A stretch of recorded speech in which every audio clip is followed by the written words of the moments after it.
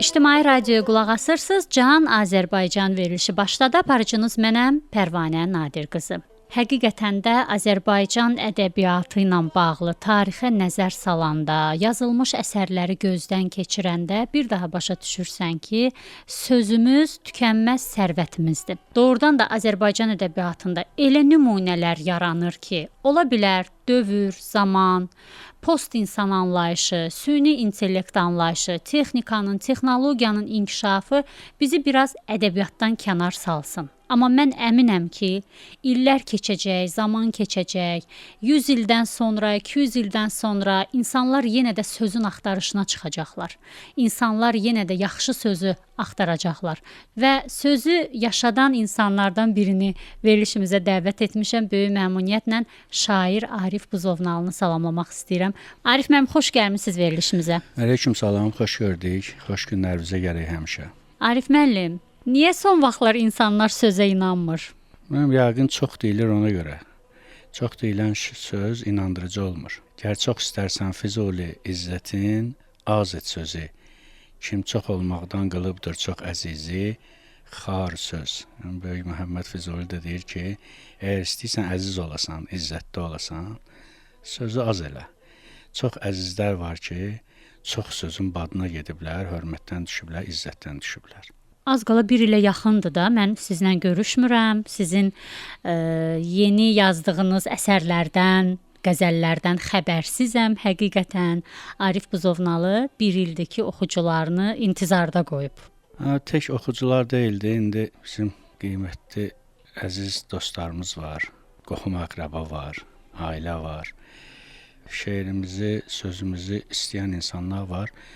Onların elə hamısını intizarda qoymuşuq demək olar. Nə üçün? Bir səhhətimlə bağlı bir müddət uzaqlaşdım hər şeydən və o proses də biraz uzun çəkdi, hələ də bitməyib. Amma indi balaca özümü yaxşı hiss eləyən kimi istədim ki, həm sizlərlə, həm də sizin köməyinizlə, dostlarla, radio vasitəsilə görüşüm. Biz sizə Allahdan can sağlığı arzu edirik, Arif müəllim. Heç vaxt xəstələnməyəsiniz, hər zaman sağlam olasınız. Və mən əbəs yerə sözdən başlamadım söhbətimizə. Söz həqiqətən məlhəmdir, hə Arif müəllim? Bir dostlardan biri, qiymətli bir dostlardan biri, ən çətin anlarımda ki, o məqamda mən bir çox dərmanları, preparatları qəbul edirdim. Sağlamlığım üçün onları həkimlər məsləhət görmüşdülər. Bir beyt şeir göndərmişdi mənim üçün.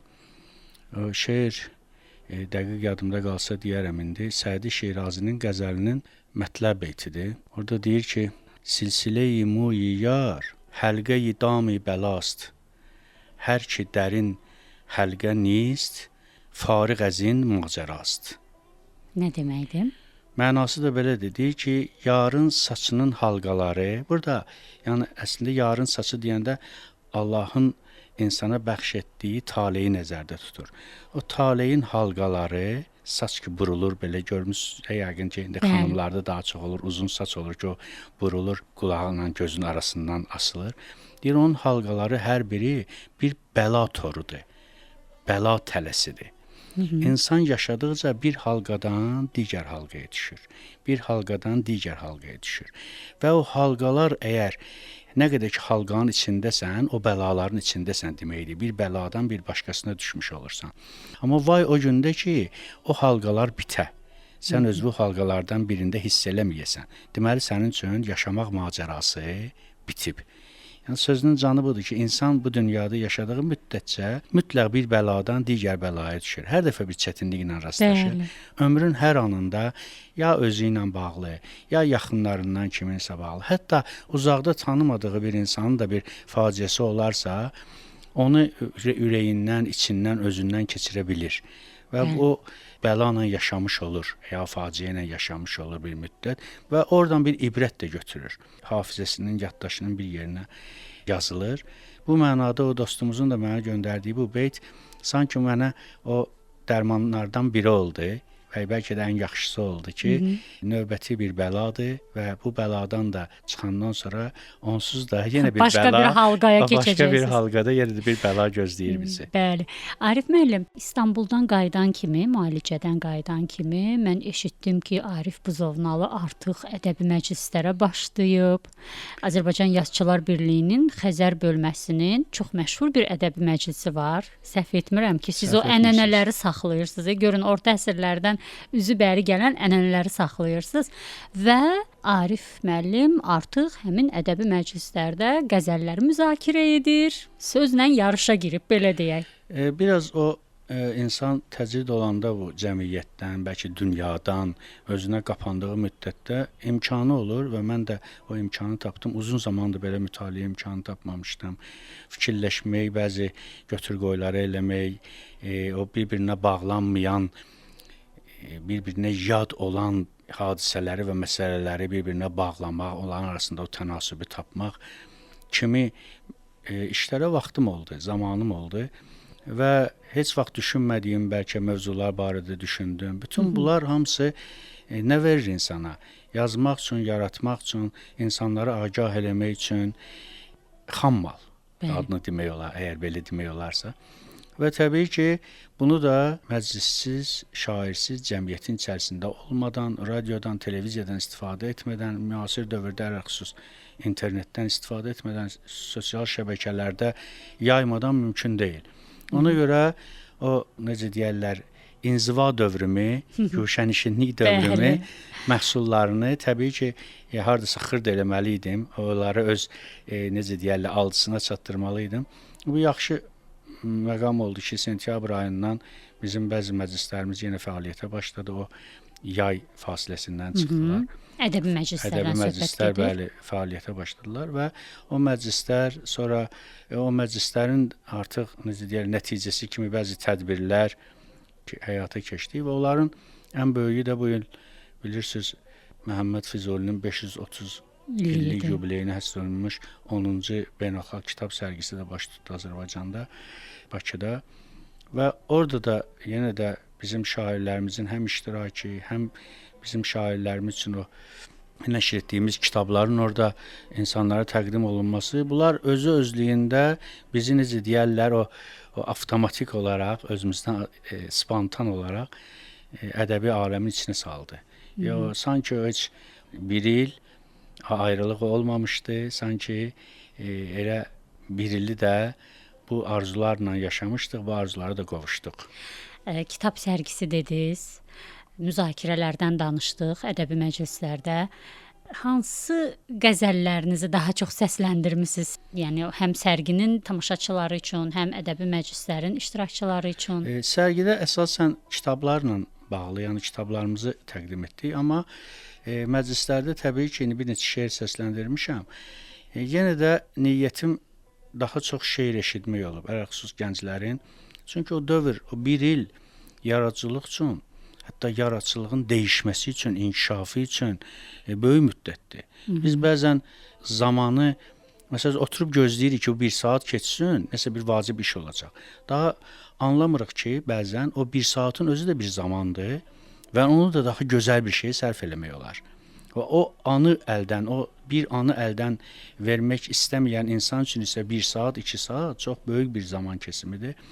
Bu mənada mən düşünürəm, yaradıcı insan üçün o saatlar, günlər həm böyük itkidir, əgər yaradıcılıqdan kənardırsa. Yox, əgər yaradıcılığa həsr olunubsa, çox böyük inkişaf deməkdir. İnsan özünü tapdıqca, özünü tanıdıqca, özü ilə bu aləmin, bu həyatın arasında o körpüləri qurduqca ki, bir körpü azlıq eləyir insana. Gələk bir neçə körpü həyatında qura biləsən və onlarla da o tanış olmadığın mühitlərlə tanış olasan, o körpülər vasitəsilə, orada özünü sınlayasan, orada özünü görəsən. Biz indi dünyanı bir cür qəbul eləyirik, bir cür anlayırıq.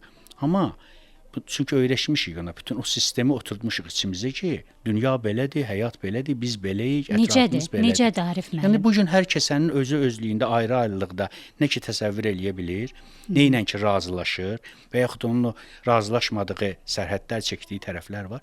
Hər kəsən üçün bir cürdür o. Orada bir standart yoxdur. Müəyyən nöqtələrdə standart, oxşarlıq, bir-birinə yaxınlıq ola bilər. Amma standart yoxdur. Necə deyim onu? Məsəl üçün bir söz deyəcəm, bir cümlə söz işlətmək istəyirəm. O sözü bir neçə sözdən istifadə eləyib deyəcəm, yəni bir fikri. Hansı sözlərdən istifadə edəcəyim çox vacibdir. Elə ola bilər ki, istifadə eləyim sözlər həqiqətən də o fikri bildirər, o fikri çatdırar, amma bir qism insana çox intellekt səviyyəsi çox üstün olan bir kəsimə çatdırar o fikri. Terminlərdən istifadə eləyərəm, daha o assosiativ bir-birinə bağlılığı olan sözlərdən istifadə eləyərəm, ya iki başlı, üç başlı mənası olan və s. və ilaxır. Bir də var ümum üçün, yəni bu baxın radionun dili, televiziyanın dili əslində hamı üçün olan dildir. Hamının başa düşdüyü dildir.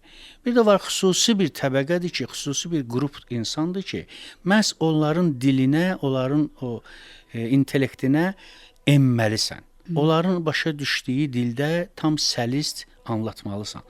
Bu fərqlər, bu həmin o gedilən körpülərdir. İnsan mühitlərə gedən körpülərdir. Sən bu dünyanı tək özün yaşamırsan. Ətrafındakı insanlarla bir yerdə yaşayırsan. Onlarla bir yerdə bölüşürsən zamanını, hətta o sosial mühitdə çörəyi də bölüşürsən. Deməli bu mühitin içərisində o insanlarla dialoqlar qura bilməlisən və öz qazancını, öz təcrübəvi, öz həyat haqqında olan fikirləri ki, şair üçün daha vacibdir bu. Onların anladığı dildə bölüşə bilməlisən. Buna görə yazdığımız şeirlər də bizim müəyyən mənada əgər inkişafımızdan, intellektual o yüksəlişimizdən xəbər verirsə, eyni zamanda o yüksəlişin biri də, o intellektual sıçrayışın biri də ən bəsit bir dillə danışa bilməkdir. Ən dərin fikirləri, ən ağır o məsələləri çox bəsit, sadə, hər kəsin anlayacağı, eyni zamanda da səmimi bir dillə çatdıra bilməkdir. Yəni bu bir il zaman bir şair üçün, onun üzərinə gəlmək istəyirəm ki, bir şair üçün bu yüksəklikləri əldə edə bilmək üçün böyük bir zamandır və kimə müyəssər olarsa, onun sözü də insanların qəlbinə daxil olur, ruhuna daxil olur. Bəzi hallarda da onların o əqli pozisiyasını, yəni dünya görüşünü dəyişə bilər. Daha çox kimləri oxumusunuz bu bir ildə, Arif müəllim? Biraz zamanım İstanbulda keçdiyi üçün qarışıq belə türk ədəbiyyatı, yəni burada Türkiyə ədəbiyyatı demək istəyirəm, oxumuşam. Bir də müəyyən o fəlsəfi, hər xüsus bayaq qeyd olundu, sözlə bağlı. Bəli. Məsələn, mən əminəm ki, Füzulini daha oxumusunuz. Füzuli bizim ruhumuzdadır. Bir beyt oxuyurdum, bir beyt çıxdı qarşıma, çox maraqlı gəldi mənə. Hər dəfə biz məsəl üçün insanlarda nədə günahlandırırıq? Onların avamlığını günah bilirik. Onları nədə alçaldır bir insan digərini? Deyirsən, avamsan, sənin savadın yoxdur, intellektin çox aşağıdır. Yəni bir adamı alçaltmaq üçün kifayət eləyir, bəli. Və o adamların da, o səviyyədə olan adamların da mütləq cəzasını verməliyik sanki. Sanki onları mütləq cəzalandırmalıyıq. Onların hansı səviyyədə olduqlarını üzlərinə vurmalıyıq. Sən niyə avamsan?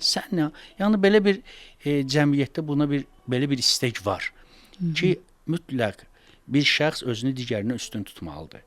Üstün tutmalıdır, özünü sübut eləməlidir. Əgər yanında başqa bir kəs varsa, ya bir zümrə, bir qrup insan varsa, onların yanında xüsusi canfəşanlıqla öz üstünlüyünü sübut eləməlidir. Ancaq Füzuli deyir ki, əhli kəmalə cahil əgər qədr qılmasa, bir cahil əgər kamil adama, kamal əhlinə qiymət verməsə, onu dəyərləndirməyi bacarmırsa, məzurudur. Məlamətin etmək rəva deyil. Deyir, o üzürlüdür. Onu məlamət etmək, onu məzəmmət etmək doğru deyil. Onun üzrü var. O cahillik, bir adamın cahil olması, bir adamın nadan olması onun çatışmayan cəhətidir. Məsəl üçün, bir şəxsin anadan gəlmə, məsəl üçün, bir ayağı yoxdursa, məsəl üçün, buna görə onu günahlandırmaq olmaz. Yəni, o bunu eləməyib, qəsdən eləməyib. Bu, belə dünyaya gəlib. Bu, onun günahı deyil. Kimi? Cahil adama da deyir, günahkar bilmə, məzəmmət eləmə onu. Bu da onun sanki öz günahı deyil. O, belə dünyaya gəlib, o, belə qalıb dünyada. Mühit onu bu cür edib. Bəli, və onun çatışmazlığı onun həm də üzürlüdür. Onu üzürlü biləsən. ki, yəni bəzən qiymət almayanda, istər cəmiyyət içərisində, bəzi insanlar bunu gözləməməlidirlər. Sən əgər hiss edirsən ki, layiq olduğun yerdəsən, bu sənə kifayət eləyər. Sən orada olduğunu hiss eləmək özü böyük bir şeydir. Amma sən ola bilər ki, cəhalətindən də hiss eləyəsən ki, oradasan. Məsəl üçün. Bu da digərləri üçün, əgər digərləri susula danışmırlarsa, onlar da Məhəmməd Füzuli kimi səni üzürlü bilirlər, ona görə danışmırlar. Ay Arif müəllim, qəzəl yazan şairlərin hamısı belə filosof olur, yoxsa necə? Sizin çox maraqlı yanaşmanız və fəlsəfəniz var. Mən təşəkkür edirəm buna görə. Hətta az qala kövrəlim. Bilirsiniz, bəzən biz o qədər çox şey istəyirik.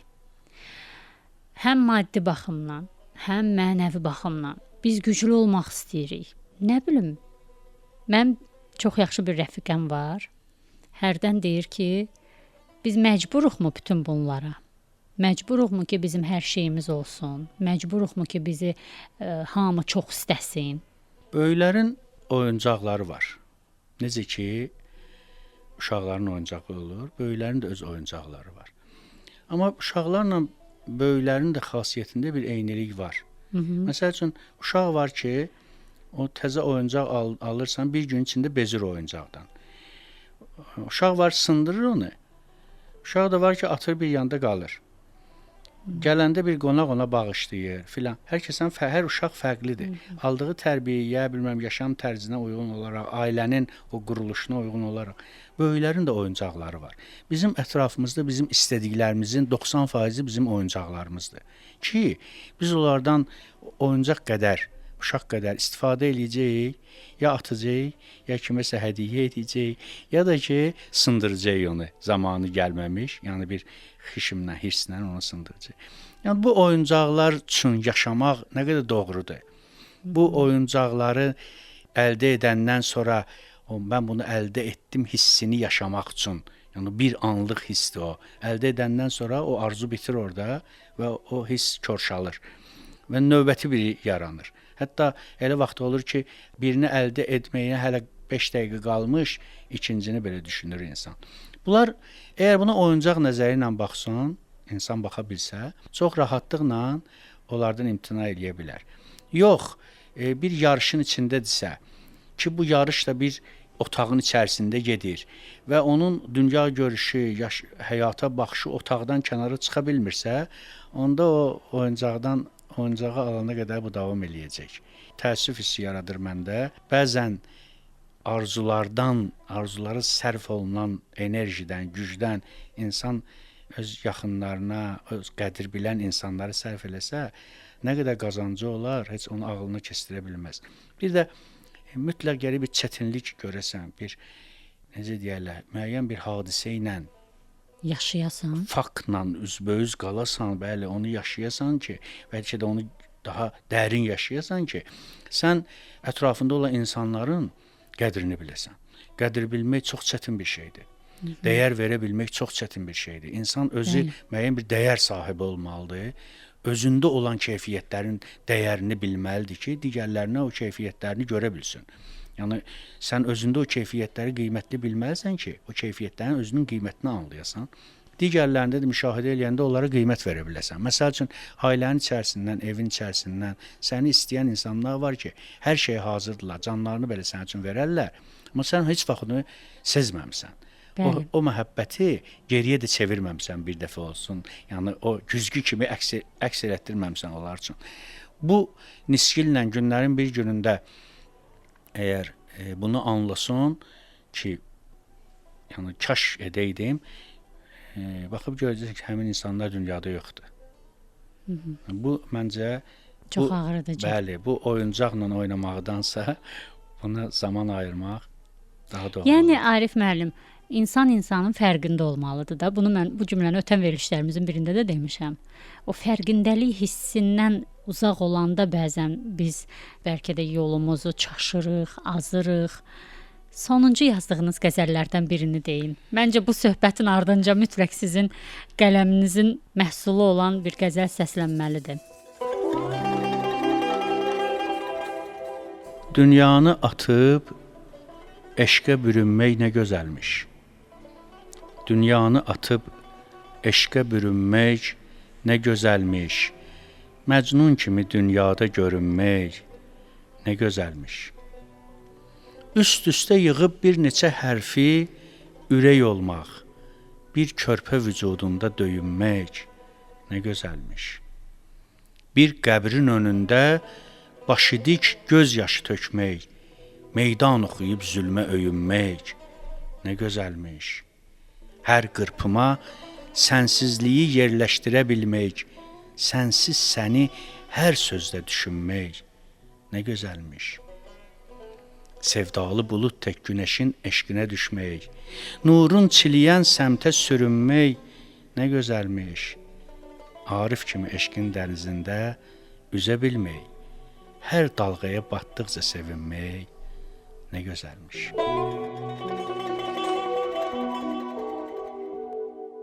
Çox sağ olun. Mən sizə dərin təşəkkürümü bildirirəm. Siz də sağ olun. Az öncə dediniz ki, ədəbi məclisdə xüsusən gənclərin qəzəllərini biz müzakirə elədik. Necədir vəziyyət Arif müəllim? Ümumi mənzərəni necə dəyərləndirirsiniz? Mən sözün açığı şeir yazmağa ya ədəbiyyata bir belə mütləq olmalıdır, belə olmalıdır, elə olmalıdır. Onun bir ölçüləri olmalıdır. Bilmirəm, tələb olunmalıdır ədəbiyyat insanlardan. Bu nəzərlə baxmıram, baxmamışam, baxa da bilmərəm. Ədəbiyyat ümumilikdə yaradıcılıq insanın dərk elədiyi, düşündüyü, hiss elədiyi, yaşadığı nöqtələri bir-birinə birləşdirdikdə, sonra insanın görünməyən xəyali tərəfləri var da, deduksiya deyirik biz ona. Görünənlərə nəzərən, görünən nöqtələri nəzərdə tutub, görünməyənləri də kəşf eləmək məntiqi kəşf deyirik buna. Onları birləşdirib, görünməyənləri də ona qatıb, nəzərdə tutub, xəyala götürüb bir fikir yaratmaqdır. O fikir o zaman keçərlidir, təsirlidir, qəbul olunan şey, onun o kökündə o insanın yaşanmışlığı var, həqiqət var onun kökündə. O bir yolla söz sənin nitqində ya sənin qələmində ilahiləşib. Əgər o ilahiləşibsə, o şeirə çevrilib. Onu insandan tələb eləyə bilməzsən. Ki bir yazıçıya deyəsən ki, otur bu barədə bir roman yaz, ya bir şairə deyəsən ki, bu. Bəlkə də nəsrdə müəyyən qədər bu mümkündür. Nəsrdə müəyyən faktları toplayıb bir yerə, onları bir şairin yazı tərzi ilə yazıçının yazı tərzi ilə çatdıra bilmək mümkün olar. Amma o ki şeir dünyaya gəlir, şeir doğulur. Orada mütləq hissiyat lazımdır. O həyatı müəyyən bir prizmadan, müəyyən bir pəncərədən görə bilmək lazımdır və insanlara göstərmək lazımdır. Göstərə bilmək həm də. Yəni gördüyü, tanıdığı, anladığı həm də göstərib tanıtmaq, anlatmaq. Bu barədə gənclərin təbii ki, müəyyən həvəsi, eşqi var. Ərəxsus, əruz ölçülü şeirdə müxtəlif çərçivələr yaradırlar. O əruzun köklərinə gedirlər. O çətin bəhrlər var, çətin ölçülər var ki, onlarda yazırlar. Amma bu hələ ortaya fikir dünyaya gətirmək deyil.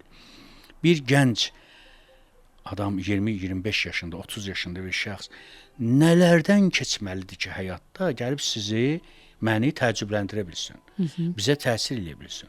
Bunun üçün müəyyən mənada xəmri şeirlə yoğrulmalıdır onun. Yəni, onda bir şairanə deyim tərzi olmalıdır. Bir də dünyanı oxuya bilməlidir, həyatı oxuya bilməlidir.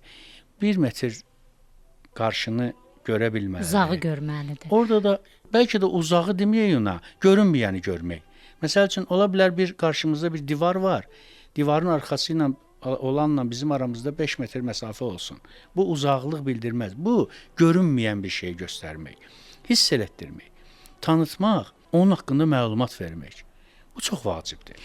Çox həssas bir məsələyə toxundunuz. Bayaq dediniz ki, insanın kamilləşməsi üçün, müdrikləşməsi üçün, belə deyim də, onun hansısa bir problemlə, çətinliklə, hətta dərdlə üz-üzə qalması bu vacib məsələdir. Yəni onda insan daha böyüyür, daha çox şeyi dərk eləyir, fərqindəlik hissi yaranır və s. Onda belə çıxır ki, siz ki deyirsiniz, o şairlər, gənc şairlər yazırlar qəzəllərini, gətirirlər məclisə, müzakirə eləyirsiniz. Onda belə çıxır ki, əsl sənət nümunələri dərddən yaranır, Arif müəllim. Yəni bir şairin dərdi yoxdursa, o kamil bir sənət nümunəsi ortaya çıxara bilməz. Yox, mən adını dərd qoymazdım ki onun. Məsəl üçün bir yerdə bir gözəlliyi seyr eləmək, onun sehrinə düşmək, biraz da anlamaq, o gözəlliyi anlayandan sonra onun yaranışı barədə bir fikrə getmək ki, bu necə yarana bilər? Məsəl üçün, bu necə yarana bilər? Bir şəxsin deyirlər insanlığın ən gözəl icadı oddur. Amma od insanlığın icadı deyil ki, o şimşək düşdü, ildırım çaxdı, bir meşə yandı, sən odu gördün. Məsələn, bir də var ki, sən təkəri icad eləmsən. Təkəri ki, o cür hazır əldə eləyə bilməzsən, o icadlar olan şeydən, yəni olan materialdan da, amma insanın beynində formalaşmalıdır o. O sənə məxsus olmalıdır. Orada bir məxsusiyyət olmalıdır ki, bu sənə aiddir. Sən bunu gördün. Gördün ki, bu şey dairəvi olarsa, bunun bir təkər düzəltmək olar və onları birləşdirib bir araba yaratmaq olar. Bu gün sürətlə işləyən maşınları borcludurlar həmin o təkərin yaranmasına, məsəl üçün deyim. İndi bu təkər qədər gərək diqqətli olasan ki, hər hansı bir obraza, hər hansı bir gözəlliyə, mənzərəyə, dərdə də o cümlədən bir yenilik yaradasan. Yəni başqalarını təqlid eləyir gənclər ələlxüsus. Bu hamına aiddir. Elə bütün sənətlərdə. O ki gəlib müəyyən dövrə çatırlar, artıq onu hisslərindən keçirirlər, özləri birbaşa yaşayırlar, ona daxil olurlar. Orada aldıqları, verdikləri emosional hisslər var, ötürdükləri və aldıqları. Onların arasında o prosesin özündə nə varsa odur yaradıcılıq. Yaradıcılıq bir hədəf deyil. Mən bir rəssam dostum var idi. Mən yağlı boya ilə hərdən şəkil çəkirdim. Belə öz dincəlməyim üçün, bəlkə stres atırdım onu. Onlar üçün o maraqlı gəlir. Deyirdilər, məsəl üçün, bunu hardan köçürtdün bura? Deyirəm, başımdan köçürtdüm. Deyirlər, yox, necə sən bunun gərək kiçik modelini çəkəsən burada, sonra onu böyüdəsən filan. Yəni, tam o rəsm texnikasının əleyhinə rəsm çəkməyim var idi. Və onlar da biraz həm təəccüblənirdilər, bəzən belə istehza da eləyirdilər. Dost idi, yəni hər cür ki, bu necə rəsm çəkməkdir, bu fırçadan necə istifadə etməkdir. Amma orada bir maraqlı bir detal var. Deyirdim ki, bu şəkil harda bitir? Bu şəkil hardasa bitir və deyirdilər, bu fəlsəfi yanaşmadır artıq. Yəni, bu cür yanaşdıqca yaradıcılığın keyfiyyəti onda artır. Şəkil heç vaxt bitmir. Şəkil harda bitir ki? Şəkil heç vaxt bitmir. Söz də, fikir də o cür bitmir. Getdiyin o hədəfə doğru ki gedirsən, o hədəfə doğru gedəndə hər hansı bir gördüyünü ki, fərqli gözlərlə, fərqli rakursdan baxırıq ona, gördüyümüzü izah etməyimiz fərqli sözlərlə olacaq. Bəzən gənclərlə belə bir eksperimentlər aparıram mən. Məsələn, bir beyti, bir fikri, bir cümləni gəlin salaq şeirə, hərəmiz şeirə çevirə görə necə alınır. O qədər fərqlilik yaranır ki, hərəsi bir yana çəkir aparır o fikri. Hər kəsin öz düşündüyünə, öz anladığı qədər ona don geyindirir həmin o fikrə və eyni zamanda çox dərin bir psixoloq əgər işləyərsə o misraların üzərində qarşısında oturan şairlərin hansı intellektual səviyyədə olduğunu belə bir şkala ilə göstərə bilər. Ki, bu dərəcədə insanlar öz düşüncələrini ya düşüncələrinin ölçülərini şeirə qoya bilirlər. Amma təqlid təbii ki, Füzuliyə oxşamaq, Seyid Əzimə oxşamaq, ya müasir şairlərdən kimisə təqlid etmək, kimisə oxşamaq, bu gözəldir, bu yazı məşqidir. Amma öz fikrini ortaya qoymaq, mənim düşüncəm belədir demək üçün, müəyyən dalğaların əleyhinə üzməyi həm öyrənmək lazımdır, həm də ki, o üzməkdən bir məqsəd, bir hədəfi ortaya qoymaq lazımdır. Bu isə çox çətindir. Bəli, həqiqətən. Bəlkə növbəti şeiri istəyək sizdən. Bu şeirləri İstanbulda yazmısınız, hə, Arif müəllim? Bu sonuncu şeirlərinizi. Bəzilərini burada, bəzilərini İstanbulda fərqli-fərqlidir. Amma məqsəd birdir də, yəni anladığımı, bildiyimi insanlara çatdırmaqdır.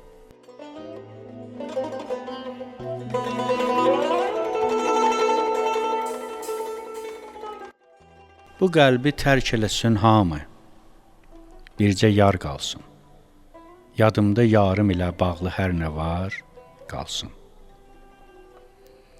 Vüqarımı əridib həsrət, ey günəş, rahat ol, dağın başında məgər baş qalıbmı, qar qalsın. Kənarın olmaq üçün kainat qurulmuşkən, rəvamı sən gedəsən bəzmidən, kənar qalsın. Qəminlə sövdələşib, qədridən düşüb, qədərim, nəfəs qalıbmı ki, məndə bir iqtidar qalsın. Məni o zülf-i zərə intizar qoyan, ya Rəbb, görüm ki, yarına bir ömr intizar qalsın. Bu eşq təxtini dünyaya bəxş edib gedirəm, kimin əlində qalır külli ixtiyar, qalsın. Mənimlə bərri biyabanı kim gedər, getsin. Bəlaya sinə gəlib, orada kim qalar, qalsın. Cahan və onda olanlarla yox işim Arif. Götür neyun var apar, bircə dörd divar qalsın. Biraz belə qəmgin şeir oldu, amma həqiqətən bu ona işarədir ki, bu dünyadan insan heç nə aparmır. Hətta o televiziyanı ki, bir düyməni basmaqla söndürürsən, qapqarı qaralır. İnsan o cür qaralır. Yəni bütün onun yaddaşı, ağlı, düşüncəsi, dünəni, bugünü və sabah haqqında təsəvvür belə, söhbət belə gedə bilməz. Yəni təsəvvür etmək mümkün deyil. Bu dünyada qaldığın müddətcə, olduğun müddətcə sənin bütün o aparacağın şey bu dünyadan rəhmətdən başqa bir şey deyil. İnsanların səninlə bağlı dedikləri xoş söz, onların bir-birinə bəkdən və ya pıçıltı ilə sənin adını çəkib təziyə verməsi, başsağlığı verməsi, hər kəsin bir kəsi olduğu insanların bir-birinə xatırlatması bundan gözəl, bundan üstün, bundan insanın dünyadan apara biləcəyi bir şey, başqa bir şey yoxdur. Məncə haqlısınız, amma yaşamaq daha gözəldir Arif müəllim. Az qala 1 ilə yaxındır ki, mübarizə apardığınız xəstəlikdən nə qədər insanlar var ki, onlar da mübarizə aparırlar. Və bütün hallarda yaşamaq eşqi hər bir insanın canındadır, ruhundadır, qəlbindədir. Siz şairsiz, söz adamısınız, ziyalısınız. Mənə elə gəlir ki, bax o dediniz, yarın buruğundakı halqa, həmin o halqaya düşən Arif Buzovnalı söhbətinin bu yerində öz tövsiyəsini əsirgəməməlidir. Yaşamağın niyə gözəl olduğunu izah etməlidir və o ağır xəstəliklərlə mübarizə aparan insanlar üçün bir motivasiya mənbəyi olmalıdır. Çünki mən sizi bugün həqiqətən qalib hesab eləyirəm. Mənə elə gəlir ki, siz o halqadan artıq bəlkə də başqasına keçmisiniz, amma əsas odur ki, o halqadan çıxmısınız. Kaş elə olsun və hər bir kəsə də bu dünyada arzulayıram ki, könlüncə, ürəyincə yaşasın, yaşaya bilsin. Hər kəs yaşasın, həm də könlüncə yaşasın, ürəyicə yaşasın. Yəni, bəzi məqamlarda insan dərk eləyir ki, zamanı bircə xərc eləyir, heç nəyə xərc eləyir. Yəni, yaşamağının mənası yoxdur. Ələlxüsus, bu cavanlar ki, intihar eləyirlər, neyinsə bir görünməyən, məchul bir xəyal uğruna həyatlarından keçirlər. Onların da tutunması üçün müəyyən nöqtələr var ki, həyatda ki, onları izah eləməklə, hətta məktəbdən onları izah eləmək. Amma böyük bir mövzudur. Mən günlərin bir günü qismət olar sizinlə bu barədə danışardıq. Yəni, insanı, o gənc ikən bu həyatı bağlayan şeylər nədir? O nədir ki, heç intihar insanın yadına düşməz, ağlına gəlməz. Nədir o Arif müəllim? Bax, gənc ikən insanı həyata bağlayan şeylər nə olmalıdır? Amma 2 sual oldu indi. Bir necə cavab verəcəm? Mən yaxşı ona cavab verim sizə. Buyurun. Deməli, insan gənc ikən, ya məktəbdən sonraki dövrdə, ya məktəbli dövründə bunun özünü qoyulur. İnsan beynində, yaddaşında müxtəlif insan modelləri olmalıdır.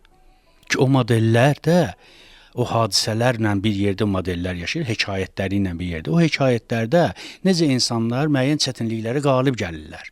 Necə onun öhdəsindən gəlirlər, necə qorxmurlar, çəkinmirlər, necə yıxılsalar da qalxa bilirlər. Bu modellər insanların uşaq vaxtından başında olanda, ora yerdiləndə, o böyüdükcə ağlına həmişə belə götürəcək ki, yəni bunda uduzdumsa bu demək deyil ki, bitdi. məsələ. Bir də cəhd eləməliyəm. Burada məğlub oldumsa, bu deməkdir ki, mən daha da gücləndim. Bu modellər, bu hadisələr bizim, məsəl üçün, mənim beynimə hardan keçib? Bizim orta məktəbdə oxuduğumuz ədəbiyyat və ondan da qat-qat çox mənim o bir ömür kitabxanada keçirdiyim zamanla. Mən orada öyrənmişəm. Elə insanlarla tanış olmuşam. Burada insan deyəndə personajları deyirəm, əsərlərin qəhrəmanlarını deyirəm. O qəhrəmanlar elə vəziyyətlərə düşüblər ki, həyatda. Mən onların o vəziyyətdən çıxmağını oxuduqca daha da ora bağlanmışam, kitaba bağlanmışam ki, görüm necə çıxacaq o vəziyyətdən, necə xilas olacaq, necə özünü xilas eləməklə bir yerdə ailəsini xilas edəcək, atasını, anasını. Yenə mütaliənin üzərinə gəlirik, Arif müəllim. Başqa model, yox, kino da ola bilər. Bunu rejissorlar da qeyd eləyirlər bunu. Düzdür. Son dövrlərdə dünyada bir belə bərbad bir mövzularda filmlər çəkilir, amma bizim insanı yaşadacaq, insana o necə ruhunu gücləndirəcək, mənəvi güc verəcək, qüdrət verəcək. Mən onlarla müəllif tanıyıram, bilirəm və onların əsərlərini bilirəm ki, onları məsləhət görə bilərəm. Onları oxuyandan sonra sən oradakı qəhrəmanı 6 tərəfdən hər tərəfdən, 6 tərəfdən müşahidə eləmək imkanı olur. Sən onu hər üzünə tanımış olursan. Onun müəyyən xarakterində olan cəhətləri özünlə müqayisə eləmək imkanı olur. Və o müqayisədə sənin də özünün harda güclü olduğunu ortaya çıxır. Və səndə iftixar yaranır. Sən özünə hörmət hissi yaranır sənin içində. Özünü sevə bilirsən. Həmin o özündə o tapdığın mirvari deyim, brilyant deyim, onu qorumağa, onu parıldatmağa, onu daim üzdə saxlamağa çalışırsan və şəxsiyyətə çevrilirsən. İçində olan o qiymətli nə varsa, onu ilə iftixar edici şəxsiyyət olursan. Bayaq dedim ki, həm də motivasiya. Həm də motivasiya odur ki, həyat gözəldir. Həyat nə ilə gözəldir? Bizim ətrafımızda olan insanlarla. Həyat meşəsi ilə, dağı ilə, dərəsi ilə gözəl deyil ki. O insanlar o meşəni gözəl eləyirlər, o dağı gözəl eləyirlər. İnsan varsa, bunlar hamısı gözəldir. Yoxsa Daniel Defoe'nun Robinson Crusoe macəraları filmi var ki, məşhur hamı bilir. Orada bir epizod var, deyir ki, yenə də dəniz haqqında film. Gəlir oturur dənizin kənarında, yenə də dəniz haqqında film. Və o məqamda rejissor da göstərir, operator da göstərir o ətrafı, dənizi göstərir. Dəniz nə qədər gözəldir. Dəniz sahili nə qədər gözəldir. Dincəlmək üçün, vaxt keçirmək üçün, günəşdən o qaralmaq üçün, bilməm, dənizdə çimmək üçün hər cür istirahət var. Amma bir yerə qədər gözəldir. Bəli. Davamlı dəniz qırağında qalsın orada, sən onunla bezəcəksən. Gözəlliklər belə insanı bezdirir. Sən onları dəyişmədikcə, sən onlardan orada kim çatmır? O dənizin kənarında onun bir dənə çatışmayanı var. O da bir insandır. İkinci bir insan olsaydı orada, o dəniz haqqında filmə baxmağa onun vaxtı olmayacaqdı. O insan onun bütün zamanını alacaqdı. Bəli. Yəni bəli. dünyada insanın çatışmayan bir şey varsa, o da ikinci bir insandır. Bəli, Öz həmdəmi, qəlbini, sirrini aça biləcəyi, dərdini danışa biləcəyi, dərdinə ortaq ola biləcəyi, özünü o dərd ortaqlığı ilə güclü sana biləcəyi, özünü bir başqasına kömək eləməklə üstün bilə biləcəyi, şəfqətli biləcəyi, mərhəmətli biləcəyi bir şəxs lazımdır. Bunlar olmazsa o insan elə xəstədir də onsuz da. Bəli. Mən də bütün xəstələrə şəfa diləməklə bahəm, eyni zamanda onların öz yaxınlarına, öz o ətrafında olanlara daha sıx bağlanmağını, onların gözlərində olan məhəbbətlə sağalacaqlarını vəd edirəm. Arif müəllim, insana insan lazımdır. Bunu Mütləq. belə başa düşürəm. Mütləq. Yəni ki, bəzən deyirlər, mən istəmirəm, insanlardan qaçıram, qaçmayın. İnsanlardan qaçmaq yox, onları sadəcə sevmək lazımdır, başa düşmək lazımdır. Bəlkə də bizim cəmiyyətimizdə əsas məsələlərdən biri də budur. Çox sağ olun. Mən sizə dərin təşəkkür edirəm. İnsan lazımdır, çox üzr istəyirəm sözünüzü kəsdim. İnsan Buyurun. lazımdır. Eyni zamanda bu mənəvi dünyası olan insan. O mənəvi tərəfi olmayanda o insanın, o elə qəbristanlıqdakı ölü kimi bir şeydir, çox üzr istəyirəm ifadəmə görə. İnsanı insan eləyən, digər varlıqlardan fərqləndirən, insanı o mələkə yaxınlaşdıran və mələk hisslərini onda göstərən amil onun dünya görüşü, onun intellekt səviyyəsi, bir də ruhudur. Əgər ruhu bir adamın qiymətlidirsə, ruhu dəyərlidirsə, onun ətrafı verəcəyi çox şey var. Hətta o adam həkimdir.